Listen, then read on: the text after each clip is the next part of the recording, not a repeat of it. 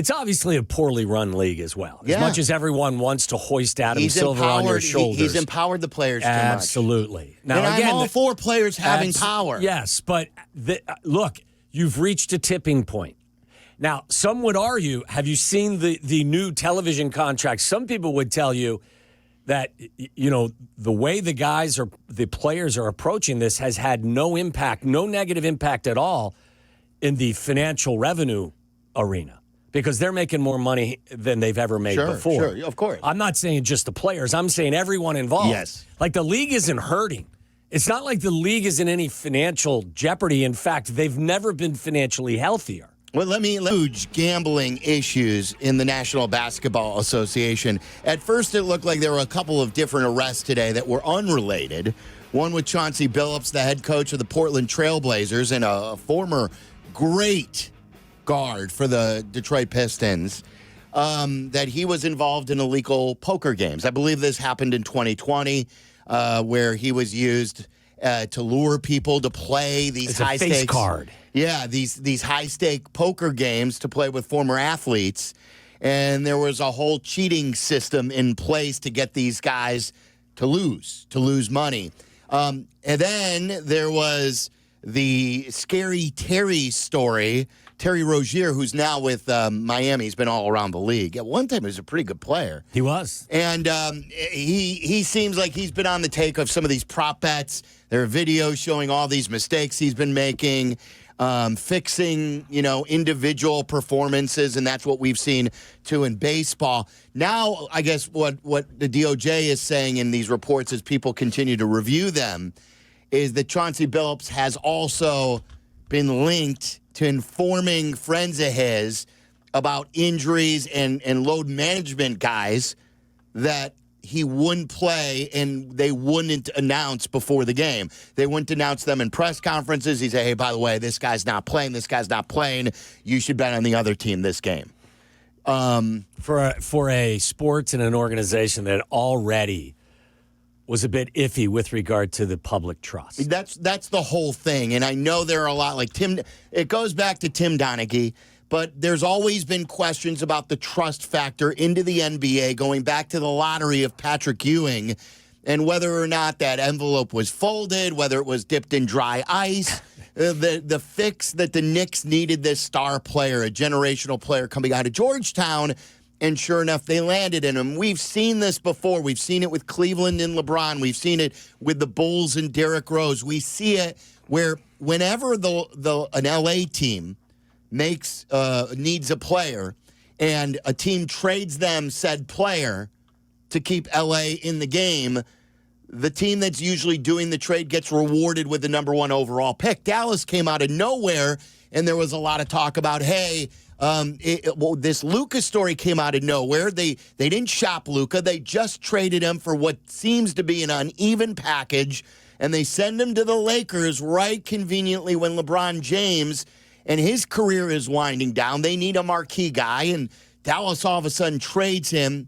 And sure enough, a few months later, Dallas is rewarded with the number one overall pick. Shocking. So in a league that doesn't play its stars all the time, that has had cheating scandals before, that has had allegations about fixing the lottery, the last sport you want, and they all have issues because this is a new thing, too, with legalized gambling, but this is not great for the NBA.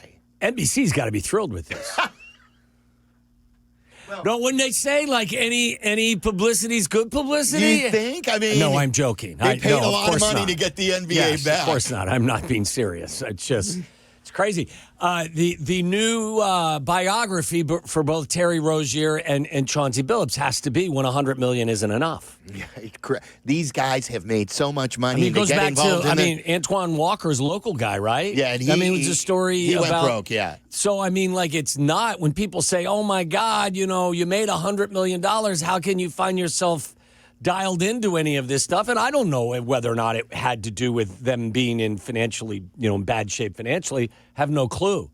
But for anyone, I would never write that off because, again, when $100 million isn't enough, some guys just don't take care of their finances. So how do you feel about this 312-332-3776, the gambling allegations, the illegal poker games for Chauncey Billups, who is a head coach in the NBA, not for long. Am I in the minority or the majority when I say, like, I understand this is a big story, but, like, I don't know how to describe this, but I'm not going to watch the game any differently than I do now.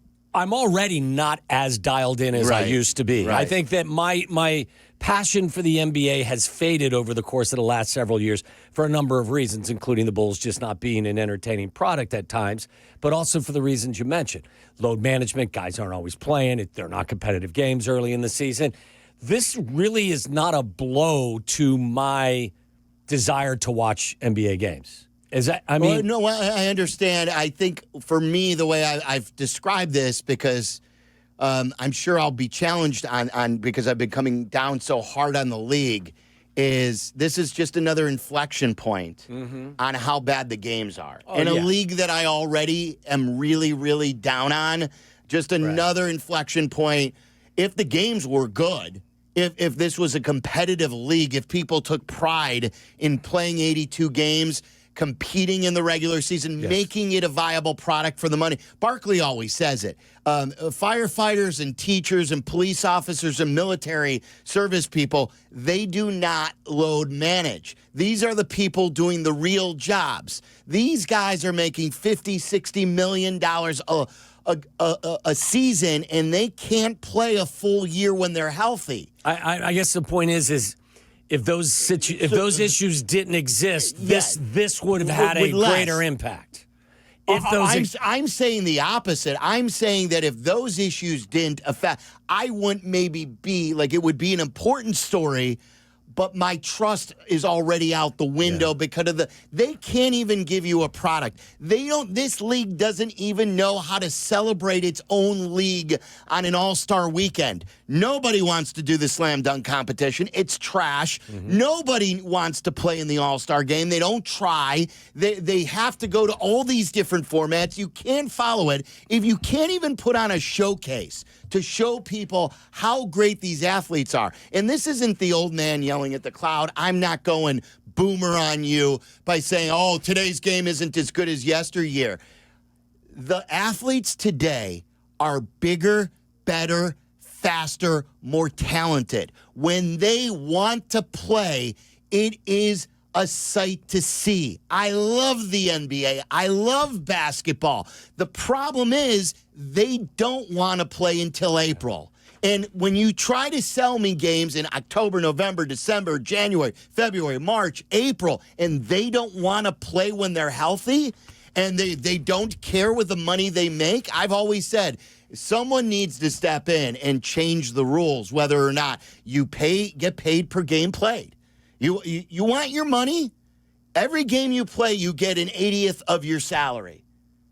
And someone's got to do an intervention where Steph calls a meeting, someone calls a meeting and says, and I know this isn't about the gambling stuff, but this is where my rage is, and again, it's a different inflection point, where they say, guys, we're getting paid so much money. We have it so good. We are representing ourselves poorly. And I know they can laugh to the bank, but if that's all they care about. I guess the point I'm making is the horse left the barn for me a long time ago. And as long as, the Players Association has so much power. You're right. It would have to be a grassroots kind of movement from certain reputable, talented players that tried to get something like you described going, because there's no way to do that. You can't just arbitrarily put in a rule, hey, if you don't play, you're not getting paid. Like the Players Association, it's got to be collectively bargained, right? Yeah, so that's what I mean. That's right. They have it good. So they have it. They have it great. They have it great, and they don't play defense in this league. And someone said to me, oh, look at the defense here. Or, oh, look at the first game they played. I get it. The first game I watched. I used to love the NBA. I was not like some just general sports fan watching the NBA. I loved it. I fought for it. And the first game was great that they put on television. Unfortunately, that is the minority of time. Guys don't want to play defense until it's playoff time. Can you argue that the play-in tournament has actually enhanced this type of situation. It's such a small sliver of the season, though. What do you mean enhanced it? Like, well, I mean, it makes play? it even like, you've got a 9 and 10 seed that are still viable. Oh, the play-in at the playoffs. I thought you meant the turn. Like no, not the in-season tournament. Yeah, the in-season play-in. Yeah, I mean, I don't know if the play-in is the issue. They're trying to keep. Well, you as don't many have teams. to do Jack Diddley poo. I mean, you basically wake up. That's true. And you're in playoff contention.